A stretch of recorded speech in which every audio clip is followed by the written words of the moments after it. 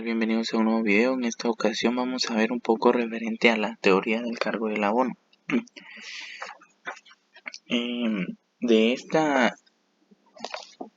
clase podemos decir que de una igualdad que surge en el cálculo de una ecuación patrimonial nace la teoría del cargo del abono, que es la técnica que nos permite registrar contablemente las transacciones comerciales sin alterar la ecuación patrimonial, de manera que todas las operaciones queden registradas en el balance y así no cambiar los valores en el patrimonio por su igualdad, y que su igualdad tiene que permanecer.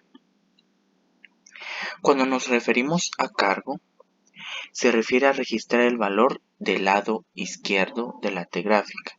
En este caso es el debe, ¿sí? Entonces, acá podemos decir que se registran siempre los cargos, sea la cuenta que sea y sea cual sea su naturaleza. Tenemos que tener presente eso. Se registran siempre los cargos en el debe, sea la cuenta que sea y sea cual sea la naturaleza de esta misma cuenta. Recordemos de que los cargos hacen diferente papel dependiendo la cuenta a la que se esté utilizando. Por ejemplo, si es una cuenta de activo o pérdida, les aumenta, pero si es una cuenta de pasivo, ganancia o capital, les disminuye.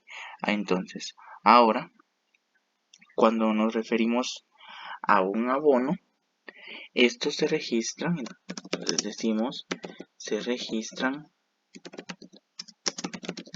siempre los abonos, sea la cuenta que sea y sea cual sea su naturaleza, ¿sí? Eso quiere decir que siempre se registran los abonos, sea cual sea la cuenta y sea cual sea su naturaleza. Eso se refiere que si es una cuenta de activo y nos están pidiendo hacerle un abono, sabemos que por defecto los abonos siempre se registran en el haber.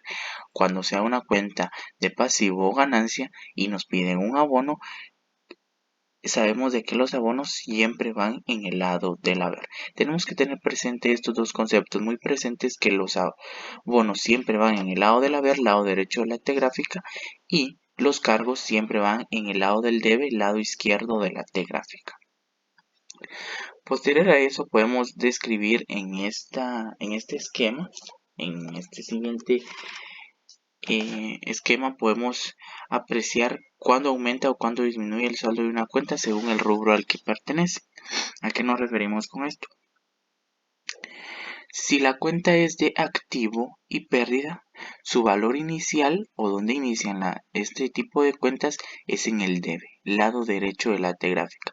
Aquí tenemos dibujado el esquema de una T gráfica, que evidentemente, como su nombre lo indica, es una T que se divide de dos columnas, una columna denominada debe y una columna denominada haber. Entonces decíamos que un activo y una pérdida, su valor inicial siempre va en el debe. Se aumenta con cargos en el debe, por eso dice aumentos y un signo más, porque los cargos que se le hagan a estas cuentas van a aumentar en el debe. Y para disminuirlas se hacen anotaciones en el haber con sus respectivos abonos. Decimos que los abonos siempre van en el lado del haber. Posterior a eso, podemos decir que una pequeña definición de cuentas de activo y pérdida son todas aquellas cuentas que nacen en el lado del debe y es ahí donde se registran todos los aumentos. Al contrario del haber, se registran todas las disminuciones que tengan y el saldo de estas cuentas es un saldo deudor. Entonces, por consiguiente, podemos escribir acá deudor, ¿sí? Que significa que estas cuentas tienen saldo deudor. Aquí podemos especificar acá saldo deudor. Entonces, por ejemplo, estas otras